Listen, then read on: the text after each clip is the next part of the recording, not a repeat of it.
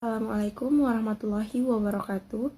Well, first of all, I would like to thank God who gave us help to complete this task, and to Memrika Afrianti, namely Curriculum and Material Development lecturers, who have provided time and opportunity for Group 5 to explain material about lesson plans atau RPP.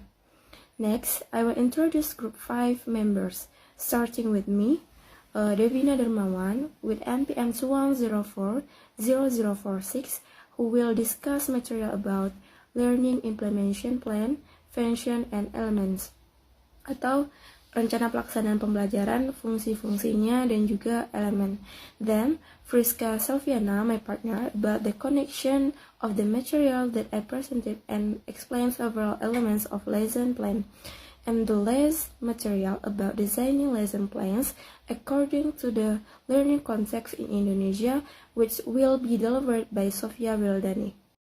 Okay, I am Devina Darmawan with NPM 21040046 as the moderator and presenter of the first material regarding learning implementation plans, functions, and elements. Okay. Saya Devina Darmawan sendiri adalah sebagai moderator yang mana juga pemateri pertama yang menyampaikan tentang implementasi pembelajaran, rencana, fungsinya, dan juga elemen-elemennya. Baik, RPP is a plan of face-to-face learning activities for one or more meetings. RPP is developed from the syllabus to direct learners learning activities to achieve basic competencies or KD. Then, RPP also has a very important role in determining the success of learning because RPP serves as a teacher guide in the teaching and learning process in the classroom.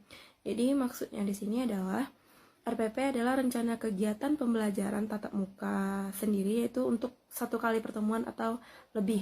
Nah, RPP ini dikembangkan dari silabus untuk mengarahkan kegiatan belajar peserta didik untuk mencapai kompetensi dasar tadi atau KD. Kemudian RPP ini juga memiliki peran yang sangat penting dalam menentukan keberhasilan pembelajaran karena RPP berfungsi sebagai pedoman guru dalam proses belajar mengajar di kelas. The same thing was conveyed by Kunandar 2011, who stated that RPP serves as a reference for teachers to carry out teaching and learning activities to be more directed and run effectively and efficiently. In other words, RPP is presented as a teacher-made learning scenario where this scenario is by the curriculum target and student needs. Nah, jadi hal yang sama juga disampaikan oleh Kunandar di tahun 2011, yang mana dia mengatakan bahwa RPP itu berfungsi sebagai acuan bagi guru untuk melaksanakan kegiatan belajar mengajar atau learning activities. Nah, agar lebih terarah dan berjalan efektif dan efisien, dengan kata lain RPP disajikan sebagai skenario pembelajaran buatan guru, di mana skenario ini disesuaikan dengan target kurikulum dan kebutuhan siswa itu sendiri. Then, in the preparation of RPP, Ministry of Education and Culture 2016 also provides overall principles for RPP preparation, including jadi dalam penyusunan RPP ini pernah dijelaskan oleh Kemendikbud tahun 2016, yang mana dia juga memberikan beberapa prinsip penyusunan RPP. Di antara lainnya itu adalah pertama, individual differences in students include initial abilities, intellectual levels, talents, potential interests, learning motivation, social abilities, learning styles, special needs, learning speed, cultural background norms, values, and or the environment of students. Jadi maksudnya di sini adalah perbedaan individu pada siswa.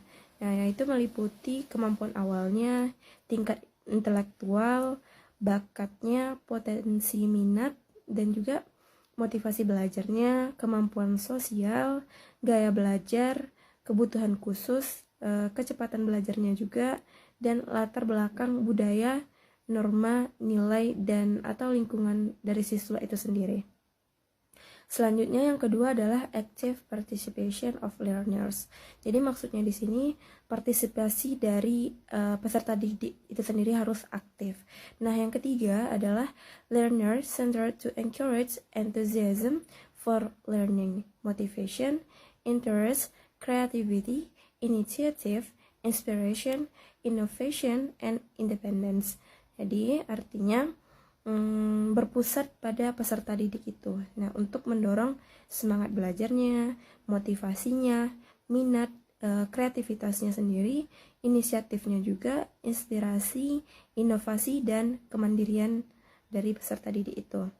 Nah, nomor 4, development of a reading and writing culture designed to develop a love of reading, comprehension of various readings, and expression in oral form. Jadi yang keempat ini artinya adalah pengembangan budaya baca dan tulis yang dirancang untuk mengembangkan kecintaan peserta didik itu terhadap membaca, pemahaman berbagai bacaan, dan ekspresi dalam bentuk lisan.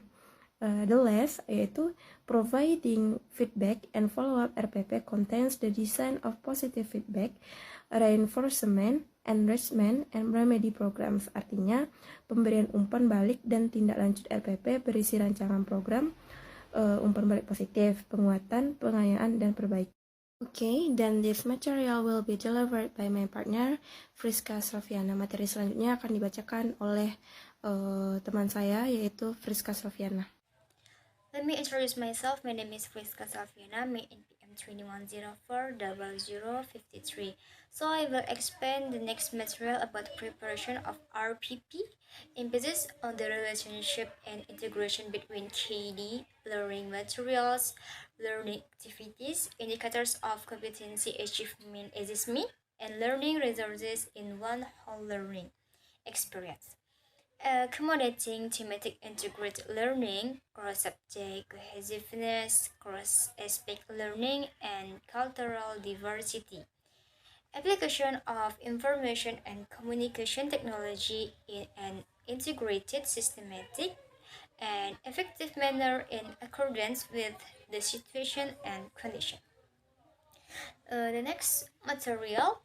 Furthermore, teachers must also know the elements in design of lesson plans. Kunandar 2011 explains several elements of RPP, refers to the basic competencies and abilities that students must master, as well as learning materials and sub-materials, learning experiences that have been developed in the syllabus. Using various approaches that are by the material that provides life skill by everyday problems and environments, use appropriate methods and media, which brings students closer to hands-on experience. Assessment with a true and continuous testing system is based on a testing system developed in harmony with the development on the syllabus. The next, then another important thing that teachers must know in preparing RPP is what the components contain in an RPP. Permendikbud number 22 of 2016 explained that there are experimentally 12 components of RPP, namely school identity, namely the name of the educational unit, identity of subject or themes atau subthemes, class or semester, subject matter, allocation of time determined according to the needs for KD achievement and learning, taking into account the number of lesson hours available in the syllabus and KD that must be achieved. Learning objectives are formulated based on KD using observable and measurable operational verbs which include attitudes, knowledge, and skills, basic competencies, and indicators of competency achievement. Here's how to formulate learning objectives at point F and G. Thank you. Okay, the next material Sofiolani. Listening lesson please according to the learning context in Indonesia. The following is an overview of learning active content in the RPP contained in Permendikbud nomor 22 of 2016, stating from the introduction, core, and closing activities, namely as follows. 1. Introductory activities. Preparing a student collegially and physically to follow the learning process. Next, profit motivation for student learning constantly according to the benefits and application of the teaching material in everyday life by providing example and comparison locally, nationally, and internationally, and adjusted to the characteristic and level of student. Next, as question, the Rats review knowledge to the material the boosted. Next, explain the learning objective or basic competencies to be achieved. Next, convey the scope of material and explanation of activity description according to the syllabus. 2. Core activities. Core activities as learning models, learning methods, learning media, and learning resources tailored to the characteristic of student and subject. So in the 2013 curriculum, learning activities are focused on the process of finding concept or stories by student through in scientific step. The fifth stop it communicating with is conversing the findings of objectivation orally or in writing. A. Attitude. B. Knowledge. C. Skills. 3. Concluding activities. A. The entire series of learning activities and the result obtained to first duality indirect and indirect benefits from the learning outcomes that have taken place. B. Profit feedback on learning process and outcomes. C. Carry out follow-up activities in the form of existing text, both individual and group text. D. Inform the learning activities plan for the next meeting. For attention, Assalamualaikum warahmatullahi wabarakatuh.